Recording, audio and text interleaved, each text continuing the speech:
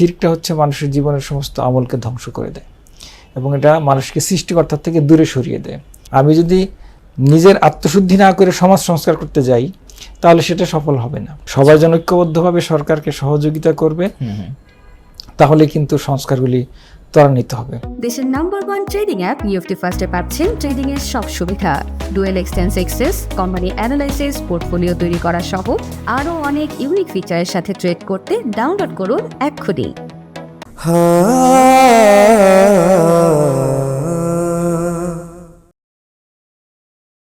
আসসালামু আলাইকুম ওয়া রাহমাতুল্লাহি ওয়া বারাকাতুহু। ইন্নাল হামদুলিল্লাহ ওয়াসসালাতু ওয়াসসালামু আলা রাসূলিল্লাহি ওয়া বা'দ। সুপ্রিয় দর্শক শ্রোতা, কাছে দূরে বিশ্বজুড়ে যে যেখান থেকে দেখছেন, আপনাদের সকলকে স্বাগত জানাচ্ছি বাণিজ্য প্রতিদিনের নিয়মিত আয়োজন শাশ্বত মুক্তির পথ অনুষ্ঠানে। সুপ্রিয় দর্শক, মানবজাতিকে এ পৃথিবীতে আল্লাহ রাব্বুল আলামিন তার বন্দেগী বা ইবাদত করবার জন্য পাঠিয়েছেন।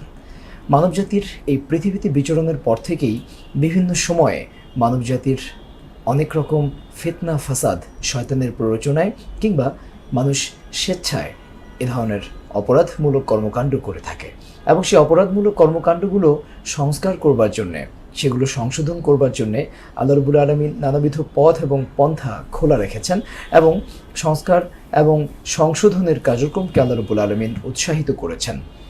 আমাদের বাংলাদেশেও বিভিন্ন সময়ে রাষ্ট্রীয়ভাবে কিংবা মানুষ ব্যক্তিগতভাবেও সংস্কার কার্যক্রম হাতে নিয়েছে এবং সেটি জাতিগত অথবা ধর্মীয়, রাজনৈতিক নানাবিধ সেক্টরে সেই সংস্কার কার্যক্রমগুলো চলমান ছিল এবং চলমান রয়েছে। সুপ্রিয় দর্শক, গত 5ই আগস্টের ঐতিহাসিক ছাত্র জনতার গণ অভ্যুত্থানের পর আমাদের ইন্টারিম গভর্নমেন্টের পক্ষ থেকেও পুরো দেশের সকল অবকাঠামোগত এবং সকল প্রাতিষ্ঠানিক প্রতিষ্ঠানের বিভিন্ন নীতিমালা সংস্কার কার্যক্রম শুরু হয়েছে। আজ আমরা পবিত্র কোরআন এবং হাদিসের আলোকে ইসলাম কিভাবে সংস্কারমূলক কার্যক্রমকে উৎসাহিত করে সে সম্পর্কে জানার চেষ্টা করব ইনশাআল্লাহ। সুপ্রিয় দর্শক, এ সংক্রান্ত বিষয়ে কথা বলবার জন্য স্টুডিওতে আমন্ত্রণ জানিয়েছি একজন বিদগ্ধ ইসলামিক স্কলার, বিশিষ্ট শিক্ষাবিদ, ঢাকা বিশ্ববিদ্যালয়ের ইসলামিক স্টাডিজ ডিপার্টমেন্টের প্রফেসর ডক্টর মোহাম্মদ জহিরুল ইসলাম স্যারকে। স্যারকে আমাদের অনুষ্ঠানের পক্ষ থেকে স্বাগত জানাচ্ছি। আসসালামু আলাইকুম। ওয়ালাইকুম আসসালাম ওয়া রাহমাতুল্লাহ। স্যার কেমন আছেন? জি আলহামদুলিল্লাহ, ভালো আছি। আলহামদুলিল্লাহ। স্যার এই যে সংস্কার কার্যক্রম, যেটি বিভিন্ন সময়ে আমরা দেশীয় পরিমণ্ডলে কিংবা আন্তর্জাতিক পরিমণ্ডলে এবং সেটি রাজনৈতিক হোক অথবা ধর্মীয় হোক, বিভিন্ন সেক্টরে আমরা দেখি যে সংস্কার কার্যক্রমগুলো পরিচালিত হয়। আমরা যদি প্রথমেই জানতে চাই যে সংস্কার বলতে আমরা আসলে কি বুঝবো? জি, ধন্যবাদ আপনাকে, আপনার দর্শক শ্রোতাকে ধন্যবাদ জানাচ্ছি। সংস্কার মূলত যেটা আমরা আসলে ইংলিশে বলি রিফর্ম, আর আরবি পরিভাষায় যদি আমরা বলি ইসলাহ শব্দটা ব্যবহার করা হয়। কোনো কিছুকে চেঞ্জ করা, পরিবর্তন করা এবং মূলনীতিগুলোকে পরিবর্তন করা, চিন্তাধারাকে পরিবর্তন করা এবং কোনো কিছুকে পরিশুদ্ধ করা এবং যেটা আগে থেকে চলে আসছে সেটাকে আমূল পরিবর্তনটাও কিছু অংশে কিন্তু সংস্কারটা চলে। এবং এখানে দেখা যাচ্ছে যে আমরা সংস্কার শব্দটার ক্ষেত্রে আমরা এখন বিশ্বব্যাপী খুব পরিচিত হয়ে গেছি। জি জি, সবাই যে সংস্কার নিয়ে যে সংস্কার করছি, মানে এটাকে চেঞ্জ করতেছি, এটাকে একটা ভালো দিয়ে রিপ্লেসমেন্ট করতেছি, একটা পুরাতনটাকে একটা ভালো, যেটা আমার জন্য প্রযোজ্য না বা যেটা আমার জন্য তার চেয়ে আরও বেটার একটা বিষয়কে আমরা রিপ্লেস করতেছি, এটার পরিবর্তনে। তো এই যে পরিবর্তন, এই পরিবর্তনের ক্ষেত্রে ইসলাম কি কোনো বেসিক নীতিমালা দিয়েছে বা এটার কোনো মৌলিক ভিত্তি কি আছে? হ্যাঁ, মৌলিক ভিত্তি আমরা বলতে পারি, আমরা রাসূলের থেকে সবচেয়ে উত্তম আদর্শ হিসেবে আমরা গ্রহণ করতে পারি। রাসূল সাল্লাল্লাহু আলাইহি ওয়াসাল্লামের যেই সমাজ ব্যবস্থাটা ছিল, রাষ্ট্র ব্যবস্থা ছিল এবং পারিবারিক ব্যবস্থা ছিল, আমরা যদি ওই সময়ের অবস্থাটা দেখি, রাসূল কি পরিবর্তনটা করেছেন। রাসূল সাল্লাল্লাহু আলাইহি ওয়াসাল্লাম আগমনের পর এবং রাসূল সাল্লাল্লাহু আলাইহি ওয়াসাল্লাম আগমনের আগে যে তাদের অবস্থাগুলো ছিল, পরবর্তীতে নিয়ে এটাকে কি পরিবর্তন করেছেন সেটা দেখলেই কিন্তু আমরা দেখতে পারি যে রাসূল আসলে কি সংস্কার করেছেন। এখানে নীতিমালার ক্ষেত্রে মৌলিক একটা নীতিমালা হচ্ছে তাওহীদ ভিত্তিক, আচ্ছা, একত্ববাদী, মানে মানুষের মধ্যে যে কুসংস্কার, এখানে ধর্মীয়, সামাজিক, রাজনৈতিক, অর্থনৈতিক সব ক্ষেত্রেই কিন্তু, এবং নারীদের অধিকার সংক্রান্ত সবকটা বিষয়ে কিন্তু রাসূল সাল্লাল্লাহু আলাইহি ওয়াসাল্লামের সময় সংস্কারটা রাসূল করেছেন। এবং রাসূলের আগে যেটা ছিল যে দেখা যাচ্ছে যে নারীদেরকে জীবন্ত কবর দেওয়া হতো, যেটা হচ্ছে একেবারে অসভ্যতা, বর্বরতার চূড়ান্ত পর্যায়ে, যেটা মানে আমরা চিন্তাই করতে পারি না। আইয়ামে জাহিলিয়াত, হ্যাঁ, আইয়ামে জাহিলিয়াতের যে অবস্থাটা, এই যে মানুষের মাইন্ড সেট আপটা, এই মাইন্ড সেট আপটাকে তিনি পরিবর্তন করেছেন। কিন্তু মানসিক মনোজগতে যে এটা কিন্তু একটা বড় সংস্কার, তার মনের কে এটাকে আরো নতুনভাবে চিন্তা করার একটা মানে তার চিন্তার দ্বার উন্মুক্ত করে দিয়েছেন রাসূল সাল্লাল্লাহু আলাইহি ওয়াসাল্লাম। এটার ক্ষেত্রে আমরা দেখতে পাই এখন রাসূল সাল্লাল্লাহু আলাইহি ওয়াসাল্লামের সময় যে সমাজের ব্যবস্থা ছিল, সবকটার ক্ষেত্রে আমরা আলাদা আলাদা আলোচনা করতে পারি যে রাসূল সাল্লাল্লাহু আলাইহি ওয়াসাল্লাম যে সংস্কারগুলি করেছেন। তো মূলনীতির ক্ষেত্রে যদি আসছি যে একত্ববাদ, যে একমাত্র আল্লাহর ইবাদতের দিকে মানুষকে তিনি আহ্বান জানান। মানুষ হচ্ছে শিরকে লিপ্ত ছিল, যে শিরকটা হচ্ছে মানুষের জীবনের সমস্ত আমলকে ধ্বংস করে দেয় এবং এটা মানুষকে সৃষ্টিকর্তার থেকে দূরে সরিয়ে দেয়। তো এটা হচ্ছে একটা। তারপর সততা, মূলনীতি, বিশ্বস্ততা, স্বচ্ছতা, এগুলি হচ্ছে প্রত্যেকটার ক্ষেত্রেই কিন্তু জবাবদিহিতা, মৌলিক মানবীয় গুণাবলী যেগুলো রয়েছে সেগুলোই কি আসলে মূলনীতি? হ্যাঁ, এগুলো মূলনীতির একটা অংশ, এটাও সংস্কারের একটা অংশ। আচ্ছা, আর এই যে দ্বৈত জবাবদিহিতা মানে ডুয়েল অ্যাকাউন্টেবিলিটি যেটা আমরা বলি, দ্বৈত জবাবদিহিতা বলতে একটা জবাবদিহিতা হচ্ছে দুনিয়ার স্বার্থে, দুনিয়ার শৃঙ্খলার জন্য এখানে প্রশাসক, শাসক অথবা মানুষের বিভিন্ন প্রতিষ্ঠান কেন্দ্রিক যে একটা জবাবদিহিতা। আরেকটা জবাবদিহিতা কিন্তু মানুষের রয়ে গেছে, সেটা হচ্ছে আল্লাহ তাআলার কাছে জবাবদিহিতা, পরকালের জবাবদিহিতা। আচ্ছা, এখন এই জাগতিক বা বস্তুবাদী চিন্তা থেকে যদি পরকালীন জবাবদিহিতাটা মানুষের মধ্যে না গ্রো করে, তাহলে কিন্তু সে দুনিয়া জবাবদিহিতাতে আসলে ব্যর্থ হয়ে যায়। এটাও কিন্তু বড় একটা। এখন এই জন্য মানুষ কিন্তু দিন থেকে, ইসলাম থেকে বা সৃষ্টিকর্তার সাথে, আল্লাহ তাআলার সাথে সম্পর্ক, এই বিষয়গুলির সাথেও কিন্তু রাসূল মানুষের মনোজগতে পরিবর্তনটা করেছেন। স্যার, আত্মসংশোধন যেটা বা আত্মশুদ্ধি যেটা, এটা কি আসলে সংস্কার কার্যক্রমের অন্তর্ভুক্ত বলে মনে করেন? এটাকে মনে করা যেতে পারে, কারণ তাসকিয়াতুন নাফস এটা রাসূল আগমনের কিন্তু একটা উদ্দেশ্য। রাসূলরা যারা এসেছেন ওনারা কিন্তু মানুষের মনোজগতের চেঞ্জটা যে করছেন, আত্মশুদ্ধি, এটা হচ্ছে তার মনের পরিশুদ্ধি, আত্মার শুদ্ধি, তাসকিয়াতুন নাফস আরবি পরিভাষাটা, এটাও একটা সংস্কারের অংশ। কারণ আত্মশুদ্ধি না হলে সে দুর্নীতিতে জড়িয়ে পড়বে, সে অপরাধে জড়িয়ে পড়বে, অপকর্মে জড়িয়ে পড়বে, সে প্রবৃত্তির প্ররোচনায় দুনিয়ার অনেক মানে নিষিদ্ধ কাজগুলিতে সে আগ্রহী হবে এবং এক্ষেত্রে দেখা যাচ্ছে সমাজে বিশৃঙ্খলা তৈরি হবে। সুতরাং আত্মশুদ্ধিটা তো মানুষের মনের জগতের একটা বিষয় এবং এটা তো তার প্রাথমিক পরিশুদ্ধিটা অন্তর থেকে শুরু হইতে হবে। আমি যদি নিজের আত্মশুদ্ধি না করে সমাজ সংস্কার করতে যাই, তাহলে সেটা সফল হবে না। প্রত্যেকটা ব্যক্তি প্রত্যেকটা সিঙ্গেল ব্যক্তি যখন আত্মশুদ্ধি অর্জন করবে, এই মানুষগুলো নিয়ে যখন একটা সমাজ গঠন হবে, সেই সমাজটা পরিশুদ্ধ একটা সমাজ হবে। এই সমাজটা নিয়ে যখন একটা রাষ্ট্র হবে, একটা সাম্রাজ্য অথবা আমরা রাষ্ট্র ব্যবস্থা অথবা পুরো খেলাফত ব্যবস্থা যেটাই বলি, সেক্ষেত্রে এটাও পরিশুদ্ধ হবে। এবং এটা হচ্ছে নিচের থেকে ভিতর থেকে উঠতে হবে, এটা উপরের থেকে চাপিয়ে দেওয়ার বিষয় না। এটাই কিন্তু রাসূল করেছেন এবং এই জন্য দেখা যাচ্ছে রাসূল সাল্লাল্লাহু আলাইহি ওয়াসাল্লাম যে মক্কায় 13 বছর ছিলেন, এর মধ্যে কিন্তু অনেকগুলি মৌলিক মানবীয় গুণাবলীর সংস্কার, মানুষের মানসিক চেতনা, চারিত্রিক গঠন, নৈতিক গঠন, তার যে আত্মশুদ্ধি, পরিশুদ্ধি, এই সবগুলি কিন্তু, এবং তাওহীদ, শিরক থেকে মুক্ত থাকা, তাওহীদের প্রতি, একত্ববাদের প্রতি মানুষের যে বিশ্বাস, পরকালের প্রতি বিশ্বাস, নবী রাসূল, এই বিশ্বাসগুলি, এই সংস্কারগুলি রাসূল কিন্তু করেছেন।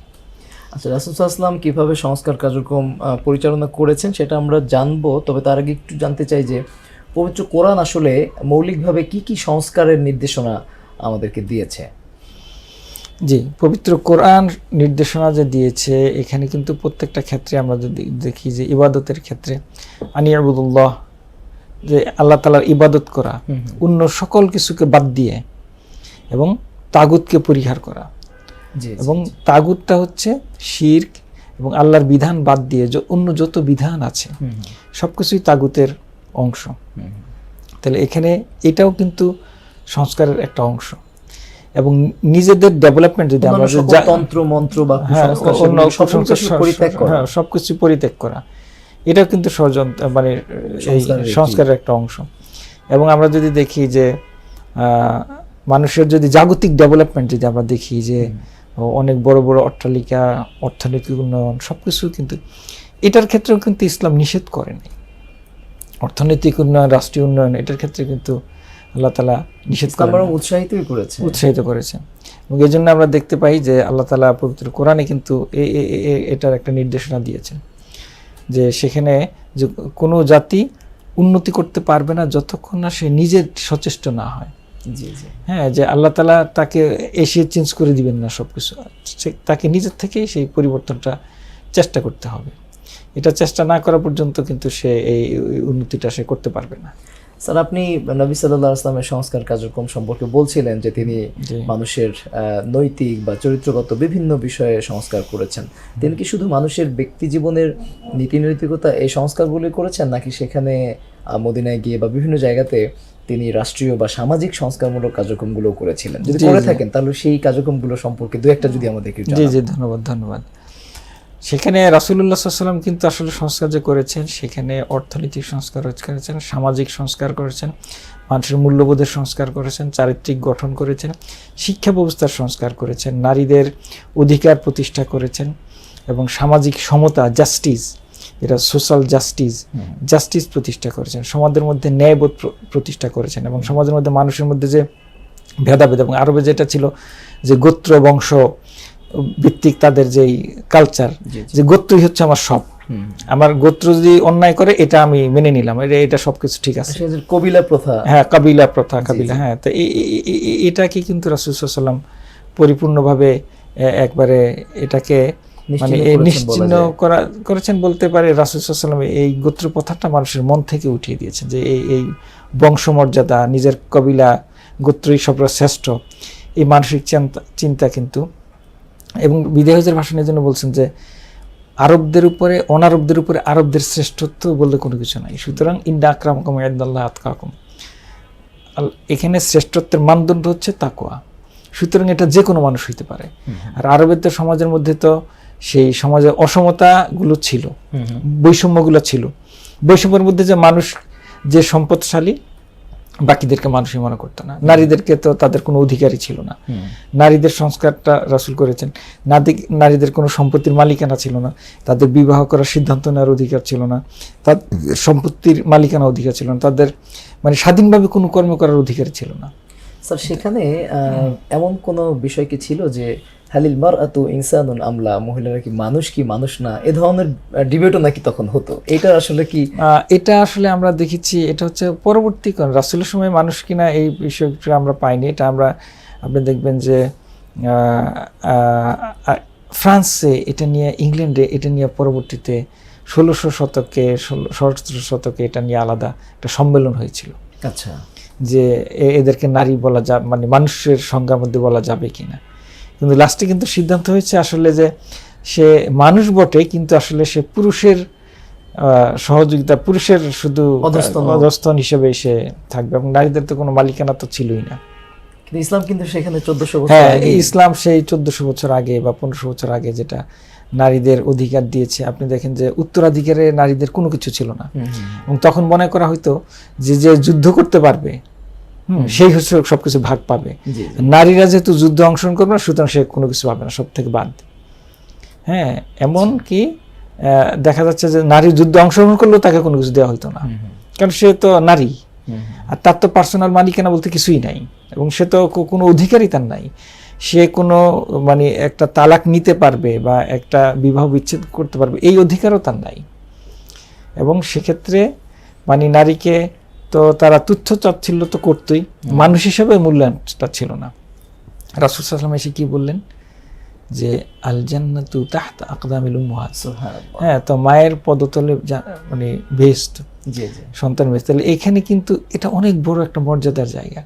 এখন বর্তমান ওয়েস্টার্ন সোসাইটিতে নারীরা যেখানে প্রচণ্ডভাবে নিগৃহীত সমাজে, তারা এই হাদিসের অনুপ্রেরণায় অনেকেই ইসলাম গ্রহণ করছেন, কিন্তু আমরা অনেক নিউজ পেয়েছি, আপনারাও দেখবেন এটা। তো এখানে দেখবেন যে জাবিল ফুরুজ, উত্তরাধিকার সূত্রে যারা সম্পত্তি পাবে, যেখানে আরবে কিছু ছিল না, রাসূল সাল্লাল্লাহু আলাইহি ওয়াসাল্লাম কি করলেন যে এই বিধানগুলি কোরআন নাজিল করলো। 12 প্রকার ব্যক্তি আসহাবুল ফুরুজ, এর মধ্যে 8 প্রকার ব্যক্তি হচ্ছে নারী আর 4 প্রকার পুরুষ। এই আয়াতটা ঘোষণা সূরা নিসার 11-12 নম্বর আয়াতে পাবেন। এরপর আল্লাহ তাআলা লাস্টে অংশে ঘোষণা করলেন তিলকা হুদুদুল্লাহ, এটা আল্লাহ তাআলার সীমা, সুতরাং এই সীমা লঙ্ঘন করার অধিকার কারো নাই। পরিপূর্ণভাবে এই সীমা মেনে চলতে হবে এবং নারীকে তার অধিকারটা দিতে হবে। সুবহানাল্লাহ। সুতরাং নারী তার সম্পত্তির অধিকার পাবে, মালিকানা পাবে, মর্যাদা পাবে, মানুষ হিসেবে মর্যাদা হিসেবে সব কিছুর দিক থেকেই যে নারী পুরুষের সমতা এবং নারী পুরুষের যে মূল্যায়নটা, এটা একটা বিশাল একটা সংস্কার কিন্তু হয়ে গেল। এমনকি এই প্রসঙ্গে লাস্ট একটা কথা বলি যে দুজন মেয়েকে যে ব্যক্তি প্রতিপালন করবে সে বেহেশতি আমার সাথে পাশে থাকবে। হ্যাঁ, যেখানে তারা নারীকে দেখলে বা নারীর জন্ম সংবাদ পেলে সে নিজেকে লুকিয়ে ফেলতো, মানে নিজে গোপন করতো, জীবন্ত হ্যাঁ, মানে সে সমাজের যে এরকম প্রচন্ড অবহেলার নিগৃহীতের অবস্থা, তো সেখানে সে যে দুজন নারীকে সে ভেস্তে পেয়ে যাচ্ছে, মানে এখানে কিন্তু আমূল পরিবর্তন সংস্কারটা হয়েছে। হ্যাঁ, সংস্কারের ক্ষেত্রে দেখেন, শিক্ষার ক্ষেত্রে তখন তো মনে করতে নারীকে কোনো কিছু শিক্ষার দরকার নাই, সে কোনো কিছু মধ্যে নাই। রাসূল সাল্লাল্লাহু আলাইহি ওয়াসাল্লাম কিন্তু নারীকে অংশগ্রহণ করছে শিক্ষার ক্ষেত্রে, নারী পুরুষকে দুজনকে অংশগ্রহণ, তলাবুল ইলমি ফারিদাতুন আলা কুল্লি মুসলিম, কোনো কোনো বর্ণে অমুসলিমা শব্দটাও পাওয়া যায়। তাহলে এখানে নারী পুরুষ উভয় কিন্তু শিক্ষার একটা বিষয় আছে, নারীর মর্যাদা অধিকার, এবং আমরা যদি শিক্ষার ক্ষেত্রে দেখি সম্পত্তির অধিকার, মালিকানার অধিকার, এই সব কটাই কিন্তু আছে। রাসূল কিন্তু শিক্ষার সংস্কারও করেছেন। অর্থনৈতিক সংস্কার যদি দেখি, সুদ, সমাজের যারা সমাজপতিরা, যারা দেখা যাচ্ছে অনেক সম্পত্তির মানে কি বলা যেতে পারে, এলাকায় এটাকে মানে সুদী মহাজন বলা যেতে পারে, যে এদেরকে সুদে মানুষকে নিষ্পেষিত করতো। সুদটা অর্থনীতি সংস্কার ক্ষেত্রে এবং ব্যবসা বাণিজ্যের সকল ক্ষেত্রে স্পষ্টতা এবং সুনির্দিষ্টভাবে সব কিছুকে পরিষ্কারভাবে বর্ণনা করা, কোনো কিছু গোপন না করা, গারার, যেটা আমরা আরবি শব্দটা হচ্ছে গারার, সকল প্রতারণাকে তিনি, সকল প্রকারের প্রতারণা, যত আইটেমের প্রতারণা ছিল প্রত্যেকটা প্রতারণাকে রাসূল বন্ধ করেছে। আমি বলছি এটা ঠিক হবে না, ঠিক হবে না। তারা কিন্তু অনেক ধরনের প্রতারণা ছিল, লটারি করা এবং বিভিন্নভাবে ব্যবসা বাণিজ্যের ক্ষেত্রে। সুতরাং এই ক্ষেত্রেও আমরা দেখতে পাই যে রাসূল সাল্লাল্লাহু আলাইহি ওয়াসাল্লামের সংস্কারের কিন্তু প্রত্যেকটা সেক্টরই ছিল। আপনি শিক্ষা যদি বলেন, তারপরে যদি অর্থনীতি বলেন, তারপর যদি সমাজ ব্যবস্থা, সমাজে জাস্টিস প্রতিষ্ঠা, নারীর অধিকার প্রতিষ্ঠা, রাষ্ট্রীয় ব্যবস্থা এর ক্ষেত্রে স্বচ্ছতা, জবাবদিহিতা, এবং এমনকি একটা উদাহরণ দেই যে রাসূল বনি আসাদ গোত্রের ইবনুল লাকবিয়া ওনাকে জাকাত কালেকশনের জন্য পাঠাইলেন। তো উনি জাকাত কালেকশন করে এসে বললেন যে এই যে এগুলি আমি জাকাত কালেকশন করে নিয়ে এসেছি, এগুলি আপনাদের জন্য, আর এগুলি হচ্ছে আমার গিফট, আমি পেয়েছি। রাসূল সাল্লাল্লাহু আলাইহি ওয়াসাল্লাম কিন্তু তখন প্রচণ্ডভাবে রাগ করলেন এবং তিনি খুতবা দিলেন, আমি সংক্ষেপে বললাম হাদিসটা, এবং বললেন যে আমি কাউকে জাকাত আদায়কারী পাঠিয়েছি, সে এসে বলে এই সম্পত্তিগুলি আমার, সে তার বাবা মায়ের ঘরে বসে থেকে দেখুক তাকে কে এসে গিফট দিয়ে যায়। এবং এখান থেকে আমরা পাচ্ছি যে সরকারি কাজে নিয়োজিত ব্যক্তি অথবা সরকার জাকাত আদায় কাজে নিয়োজিত ব্যক্তি, তারা কারো কাছ থেকে কোনো গিফট নিতে পারবেন না। গিফট তার স্বার্থ সংশ্লিষ্ট বিষয় থেকে যাকে, তবে পার্সোনাল যদি কোনো ফ্যামিলি মেম্বার, আত্মীয় স্বজন যাদের সাথে আগের থেকেই গিফট লেনদেন থাকে সেটা নিতে পারবেন। তাহলে এখানেও কিন্তু রাসূল সাল্লাল্লাহু আলাইহি ওয়াসাল্লাম একটা নীতিমালা দিয়েছেন এবং সৎ এবং যোগ্য ব্যক্তিগুলিকে কিন্তু তিনি প্রত্যেকটা জায়গায় প্লেসমেন্ট করেছেন। প্রত্যেকটা এই যে বিভিন্ন রকমের সংস্কার কার্যক্রম, সেটি শিক্ষা বা অর্থনীতি, রাজনীতি অথবা নারীদের অধিকার, বঞ্চিতদের অধিকার, এর পাশাপাশি আমরা অবকাঠামোগত সংস্কারের কথা যদি বলি, আল্লাহ রাসূল সাল্লাল্লাহু আলাইহি ওয়াসাল্লামের জীবনে এ ধরনের কোনো নজির কি আমরা পাই কিনা? যেমনটি আমরা অনেক সময় দেখেছি যে তিনি কাবা ঘর মেরামতের সময়, এই ধরনের কোনো বিষয় কি আছে? জি আছে, এটাও আছে। রাসূল সাল্লাল্লাহু আলাইহি ওয়াসাল্লাম কাবা ঘর সংস্কার করেছেন, কাবা ঘরের একটা অংশকে তিনি এটার সাথে যুক্ত করেছেন। এবং তারপর আমরা দেখি যখন রাসূল মদিনায় গেলেন, মসজিদে নববী রাসূল প্রতিষ্ঠা করলেন, তাই না, এবং অন্যান্যদেরকে তিনি উৎসাহিত করলেন। এবং এই যারা মসজিদে কুবা তৈরি করলেন, মসজিদে কুবা তৈরি করার পর রাসূলকে যখন দাওয়াত দেওয়া হলো, রাসূল সেখানে গেলেন এবং রাসূল সাল্লাল্লাহু আলাইহি ওয়াসাল্লাম সেটা তাদেরকে প্রশংসা করলেন। এবং এই মসজিদে কুবা যারা প্রতিষ্ঠা করলেন এদেরকে পবিত্র কোরআন সূরা তাওবাতে তাদের প্রশংসা করা হয়েছে। লা মাসজিদুন উসসিসা আলা তাকওয়া মিন আউয়ালি ইয়াউমিন, ওই শব্দ দিয়ে এখানে আলোচনা আসছে, অর্থাৎ তাদেরকে অনেক প্রশংসা করা হয়েছে। এবং এখনও যারা হজ করতে চান দেখবেন মসজিদে কুবাতে গেলে ওখানে নামাজ পড়লে একটা উমরার সওয়াব পাওয়া যায়, অনেক হাজি যান। তো এখানে অবকাঠামোটাও কিন্তু সংস্কারের একটা অংশ। তো রাসূলের সময় সমাজ ব্যবস্থা যতটুকু ছিল ওই অবস্থায় কিন্তু সেই সংস্কারগুলো রাসূল করেছেন যথাসম্ভব। আমাদের সোসাইটিতে তো মসজিদ হোক, মাদ্রাসা হোক, হসপিটাল হোক বা বিশ্ববিদ্যালয়, কলেজ হোক, ইত্যাদি প্রতিষ্ঠানগুলোর অবকাঠামোগত সংস্কারও কিন্তু বিভিন্ন সময় প্রয়োজন হয়। এটা কিন্তু ইসলাম কিন্তু এটার বিপক্ষে না। জি জি স্যার, আমি আরেকটা বিষয় জানতে চাচ্ছি যে বাংলাদেশের প্রেক্ষাপটে এখন যে সরকার চলছে, অন্তর্বর্তীকালীন সরকার, এই সরকার তো আসলে বেশ কিছু সংস্কার কার্যক্রম হাতে নিয়েছিল এবং এই সংস্কার কার্যক্রমগুলো পরিচালনা করবার জন্য সরকার বেশ কিছু কমিশন গঠন করেছে। তো এইটির আসলে আমাদের দেশে যদি এক কথায় জানতে চাই যে আসলে আমাদের দেশের সংস্কার কার্যক্রম কতটুকু এগুলো, বা এটির আপডেট আসলে সর্বশেষ? জি, এটা আমরা প্রতিনিয়ত আপডেট পাচ্ছি। এখানে দেখেন যে সংবিধান সংস্কার কমিশন করা হলো, এবং তারপরে এখানে কিন্তু দুর্নীতি দমন কমিশনকে কাজে লাগানো হচ্ছে, এবং তা দেখা যাচ্ছে যে করাপশনের বিপক্ষে, মানে করাপশনগুলি কিভাবে আমরা মূলোৎপাটন করা যায়, সরকার সেই চেষ্টা করতেছে। তবে এখানে আসলে সরকারের সফলতাটা ডিপেন্ড করবে হচ্ছে সর্বপ্রকার মানুষ, অন্যান্য সকল দল মত এবং সকল প্রতিষ্ঠানের পক্ষ থেকে সহযোগিতা পেলে, সবাই যেন ঐক্যবদ্ধভাবে সরকারকে সহযোগিতা করবে, তাহলে কিন্তু সংস্কারগুলি ত্বরান্বিত হবে। এবং এখানে দেখা যাচ্ছে বিগত এই 17 বছরের যে সিস্টেমগুলো, এটা তো অনেক সমাজের গভীরে প্রথিত। প্রত্যেকটা বিষয়কে সংস্কার করতে গেলে কিন্তু এখানে একটু সময় প্রয়োজন। এটা এত রাতারাতি সংস্কার করা আমার কাছে কঠিন। বাংলাদেশের যে সমাজ ব্যবস্থা আছে, আমলাতান্ত্রিক জটিলতা আছে, এবং আমলা নির্ভর যে একটা সরকার ব্যবস্থা, আমরা এটা থেকে কিন্তু এখনো বেরিয়ে যেতে পারিনি। তো সুতরাং সকল ক্ষেত্রে দেখা যাচ্ছে যে এই সংস্কারগুলি এই জন্য বিলম্বিত হচ্ছে, এবং এখানে রাজনৈতিক সকল দলগুলোর একটা ঐক্যমতের ব্যাপার আছে সকল সংস্কারের ক্ষেত্রে। আমরা দেখতে পাই যে সরকারের সংবিধান সংস্কারের যেই কমিশন, ঐক্যমত সরকার কমিশন, যেটা এখানে তারা প্রায় বৈঠক করছেন, কিন্তু সকল ক্ষেত্রে কিন্তু সকলের ঐক্যমত পাওয়া যাচ্ছে না, দু একটা ক্ষেত্রে একটু মতবিরোধ আছে। তো এই ক্ষেত্রে যারা সংস্কার করতে চান সবাই যদি সহযোগিতা করেন তাহলে এটা সম্ভব। এবং কিছু সহযোগিতা না করে, স্যার জি আপনি কন্টিনিউ করুন। না, এখানে শিক্ষা সংস্কারটা কিন্তু আসলে জরুরি ছিল, যেটা আসলে সরকার আসলে ওভাবে করতে পারে নাই, অথবা আমার মনে হয় যে এই ক্ষেত্রে সরকার অনেক পিছিয়ে আছে। শিক্ষা সংস্কারটা শিক্ষাটা হচ্ছে মানুষের মূল্যবোধ তৈরি করে, মানুষের চরিত্র গঠন করে, এবং শিক্ষার প্রত্যেকটা সেক্টরে কিন্তু মানুষের মাইন্ড সেটআপগুলি তৈরি হয়। একজন মানুষ, আমাদের সমাজে যে বিভিন্ন আমলাদের এবং সরকারের বিভিন্ন পর্যায়ের রাজনীতির নেতৃবৃন্দের যে দুর্নীতির চিত্র আমরা পিছনে দেখতে পেয়েছি, যারা দেশের সম্পদ পাচার করে বিদেশে ওয়াগন বাড়ি বানিয়েছেন, অথবা বিভিন্ন দেশে প্রচুর প্লট ফ্ল্যাট করেছেন। লন্ডনে একজন মন্ত্রী সম্ভবত কয়েকশো ফ্ল্যাট, 700-800 ফ্ল্যাট করেছেন, নিউজ এসছে। তো এই যে এই মানুষগুলো, এরা কিন্তু এই সমাজেরই অংশ, সমাজের শিক্ষা ব্যবস্থা, সমাজের পারিপার্শ্বিক সকল কিছুরই প্রোডাক্ট।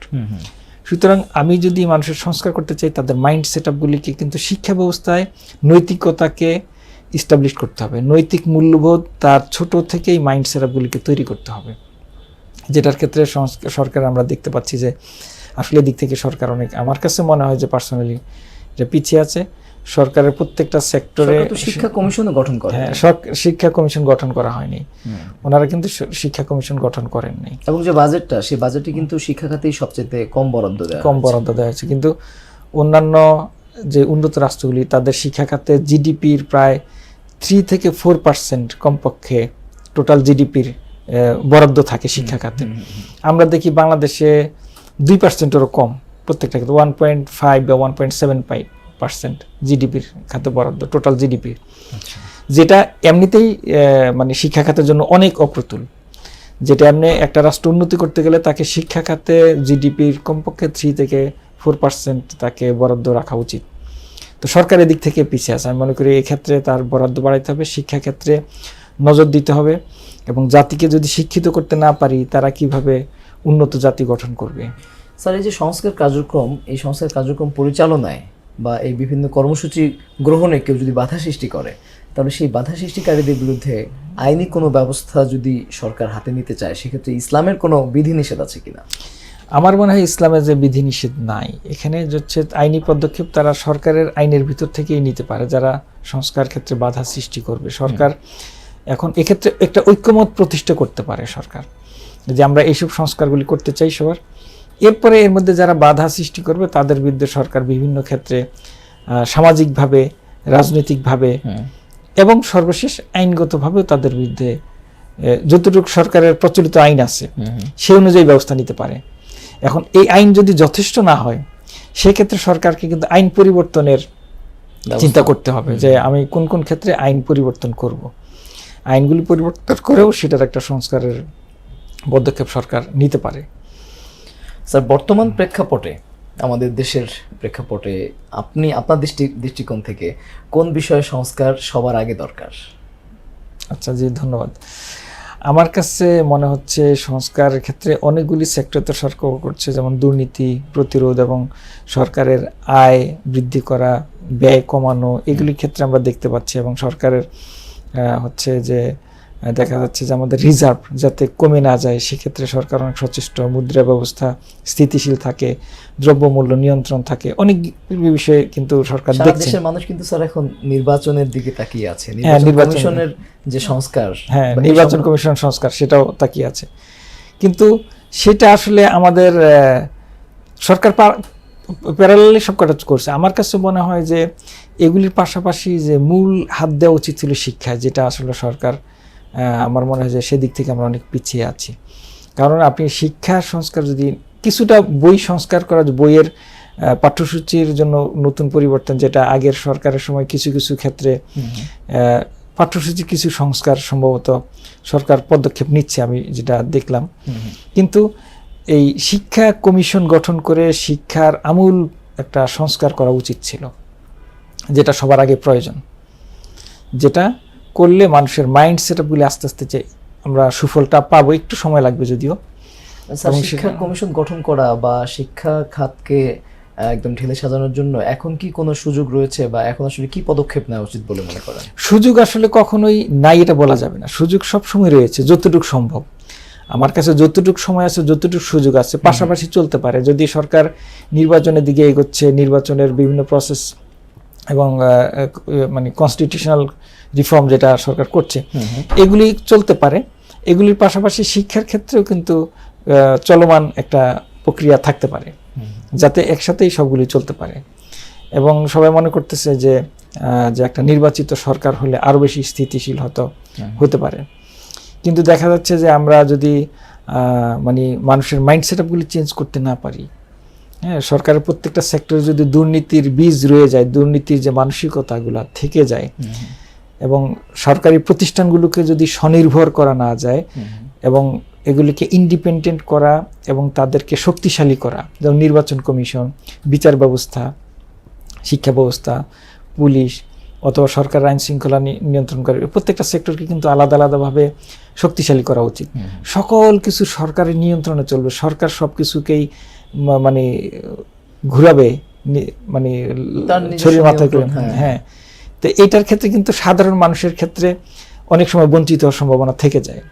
যে সংস্কারটা মানুষ চাচ্ছে, যে সরকার যদি আমার বিপক্ষে কোনো ব্যবস্থা নেয়, তখন আমি প্রতিকার কোথায় পেতে পারি, কার কাছে প্রতিকার পাবো। আগের সরকার সময় যেটা দেখা গেছে যে সরকার প্রত্যেকটা সেক্টরকে এমন চরমভাবে দলীয়করণ করেছে, যেটা মানুষের প্রতিকারের জায়গা ছিল না, মানুষের দেয়ালে পিঠ থেকে গেছে, মানুষের আর যাওয়ার জায়গা নেই। এর থেকেই কিন্তু যে গণবিস্ফোরণ, গণ অভ্যুত্থান এবং মানুষের যে মাইন্ড সেটআপ থেকে মানুষ কিন্তু এই সরকারের বিরুদ্ধে মানুষ রাস্তায় নেমেছে, সর্বস্তরের মানুষ। হ্যাঁ, তো এখন এর ক্ষেত্রে বিচার ব্যবস্থা, যেমন বিচার ব্যবস্থাটা স্বাধীন ছিল না। হ্যাঁ, প্রত্যেক বিচার ব্যবস্থা স্বাধীন ছিল না, মানুষ কোনো জায়গায় বিচার পাওয়ার জায়গা নাই তার। তো এখন মানুষ কোথায় যাবে? তো এখন তাকে শক্তিশালী করতে হবে সরকার নিয়ন্ত্রণ বাইরে। এখন যেমন আমরা বলছিলাম যে সরকারের এই সুপারিশ ছিল বিচার ব্যবস্থা টোটালি আলাদা করা, বিচার বিভাগীয় সচিবালয় করা, যেটা কিন্তু এই সরকার এখনো করতে পারেনি। যেটা আমরা এই সরকার কিন্তু আমরা দেখেছি যে একটা পদক্ষেপ নিচ্ছিল, কিন্তু লাস্ট মুহূর্তে গিয়ে আর হয়নি। বিচার বিভাগীয় সচিবালয় আলাদা হবে, যেটা আইন মন্ত্রণালয় থেকে আলাদা। কারণ যিনি আইনমন্ত্রী হবেন বা আইন মন্ত্রণালয় হবে, ইনি তো একজন পলিটিক্যাল লোক হয়ে যেতে পারেন। তো এখন টোটাল বিচার ব্যবস্থা সকল কিছু যদি আইনমন্ত্রীর অধীনে চলে, তো এটা তো পলিটিক্যাল গভর্নমেন্টের অধীনে প্রভাবটা, হ্যাঁ, এবং প্রভাবটা থেকে মুক্ত হতে পারছে না। তাহলে এখানে প্রভাব মুক্ত হইতে হলে তাকে বিচার বিভাগটা টোটালি আলাদা হইতে হবে সরকারের থেকে, এবং সে পরিপূর্ণভাবে স্বাধীনতা থাকতে হবে। উনি সরকারের বিপক্ষে রায় দিলেও কোনো সমস্যা যাতে না হয়, মানুষ যাতে প্রতিকারের জায়গাটা পেতে পারে। যেটা স্যার, আমাদের অনুষ্ঠান একেবারে শেষের দিকে, আমরা সর্বশেষ যে বিষয়টি জানতে চাই সেটি হলো আমাদের দেশের যেহেতু আমার জনসংখ্যার প্রায় 40% হচ্ছে ইউথ। সো ইউথদের ক্ষেত্রে তারা আসলে আমাদের দেশে চলমান সংস্কার কার্যক্রমগুলোতে কিভাবে অংশ নিতে পারে বা তাদের রোলটা কি হবে, ইনফ্যাক্ট তাদের ব্যক্তিগত মোরালিটি বা নৈতিকতার যে সংস্কার রয়েছে সেক্ষেত্রে আপনি আসলে তাদেরকে কিভাবে উৎসাহিত করবেন? জি, ধন্যবাদ আপনাকে। আমরা আসলে এই ইয়াং জেনারেশনটা কিন্তু বিশাল একটা মানে তাদের যে অ্যাচিভমেন্ট আমরা বলতে পারি, যে এই সরকারকে তারা যে পরিবর্তন করেছে, জি জি। এখানে বেশিরভাগ অবদানই তাদের।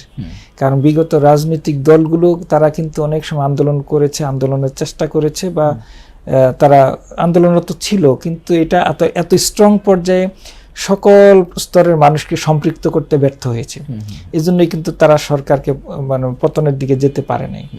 তো ইয়াং জেনারেশনের যে চাওয়াটা, আমাদের উচিত হবে এই ইয়াং জেনারেশনের চাওয়াটাকে আমরা যাতে পূর্ণ করতে পারি। তাদের হচ্ছে প্রত্যেকটা ক্ষেত্রে বৈষম্য থেকে মুক্ত থাকা। এই জন্যই তো বৈষম্য বিরোধী আন্দোলনটা শুরু হয়েছে, যে প্রত্যেকটা সেক্টরে বৈষম্য থাকবে। যে কোটার ক্ষেত্রে যেমন এই বৈষম্যটা কোটায় ছিল, যে কোটায় বৈষম্য থাকবে না, আমার সকলে চাকরির ক্ষেত্রে সমান অধিকার থাকবে, আমি সমাজে একজন মানুষ যে একজন যুবক বেড়ে উঠবো, এরা প্রত্যেকটা সেক্টরে আমি সমতা পাবো। হ্যাঁ, এবং আমি একটা নৈতিক মান নিয়ে গড়ে উঠবো, একটা নৈতিক যে অবস্থান থেকে রাষ্ট্র পরিচালনা, সমাজ পরিচালনা, দেশ পরিচালনা, দেশের ভবিষ্যৎ, এটার থেকে আমাদের আসলে নজর দেওয়া উচিত। আমাদের সমাজের ইয়াং জেনারেশনের মধ্যে কিন্তু একটা প্রচন্ড হতাশা ছিল, এখন কিন্তু কিছুটা আশার আলো দেখতে পাচ্ছি আমরা। হতাশাটা যেটা বলতে পারি, যে ইয়াং জেনারেশনের মধ্যে সবাই চিন্তা করতো যে আমি যদি দেশের বাইরে চলে যেতে পারি, অন্য কোনো দেশের সিটিজেনশিপ পেয়ে, আমি খুবই ভাগ্যবান। দেশের প্রতি এই দেশে থেকে কি দেশের প্রতি আমার কোনো ভরসা আশা ভরসা, দেশে থেকে কিছুই হবে না, দেশে আমি কিছুই করতে পারবো না, দেশ আমাকে কিছুই দিবে না। দেশের প্রতি একটা তার যে মানে একটা ভীতিশ্রদ্ধ একটা মানসিকতা ছিল, কিন্তু এটাও কিন্তু কিছুটা চেঞ্জ হয়েছে, বলা যাবে না যে 100% চেঞ্জ হয়েছে। কিন্তু দেশের ইয়াং মানে যুব সমাজ এখন ভাবতে শুরু করেছে যে না, পরিবর্তন করা সম্ভব, আমরা চাইলে কিছু পরিবর্তন করতে পারি। আমরা সুতরাং প্রত্যেকটা সেক্টরে সমতা, ন্যায্যতা, ন্যায় বিচার, তারপর বৈষম্য, এই সব মানে এই সবগুলি পাবো, এবং বৈষম্য গুলিকে আমরা অবসান করব প্রত্যেকটা সেক্টরে, যেমন প্রত্যেকটা মানুষ আমরা সমাজে সমানভাবে সুযোগগুলি পেতে পারি, যেটার মাধ্যমে আমাদের প্রত্যাশাগুলি আস্তে আস্তে পূরণ হবে। আর আমরাও চাই যে সরকার বা ভবিষ্যতে যেই সরকার আসবেন বা বর্তমান সরকার যতদিন থাকবেন, এই প্রত্যাশাগুলি পূরণে তারা সচেষ্ট থাকবেন ইনশাআল্লাহ।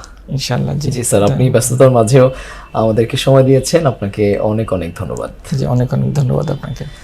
সুপ্রিয় দর্শক শ্রোতা, আপনারা এতক্ষণ উপভোগ করছিলেন বাণিজ্য প্রতিদিনের নিয়মিত আয়োজন শাশ্বত মুক্তির পথ অনুষ্ঠানটিতে পবিত্র কোরআন এবং হাদিসের আলোকে প্রামাণ্য যুক্তি নির্ভর আলোচনা উপস্থাপন করেছেন ঢাকা বিশ্ববিদ্যালয়ের ইসলামিক স্টাডিজ ডিপার্টমেন্টের অধ্যাপক প্রফেসর ডক্টর জহিরুল ইসলাম স্যার।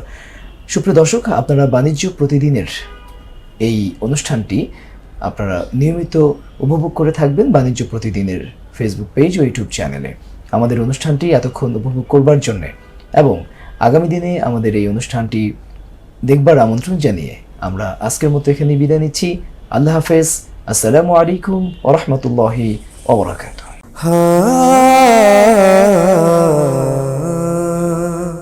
ইউএফটি ফার্স্টের সাথে ট্রেড করুন যে কোনো জায়গা থেকে, ক্যাম্পাসে ক্লাসের ফাঁকে, ঢাকার জ্যামে বসে কিংবা ঘরে বসে। ট্রেডিং এখন হাতের মুঠোয়, তাই ট্রেড করুন যখন খুশি, যেখানে খুশি।